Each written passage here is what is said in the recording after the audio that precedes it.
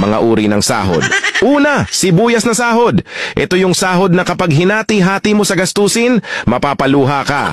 Pangalawa, pampapayat na sahod. Ito yung sahod na habang tumatagal, pakonti ng pakonti, ang natitirang pangkain mo. Pangatlo, magic sahod. Ito naman yung sahod na konting kumpas lang ng kamay at abracadabra. Wala na siya.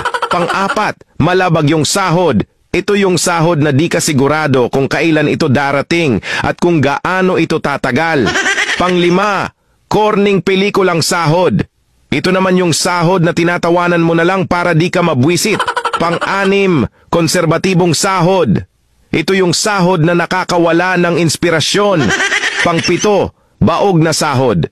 Ito naman yung sahod na kahit anong trabaho ang gawin mo, wala pa ring kalalabasan ito. Pang-walo, reglang sahod.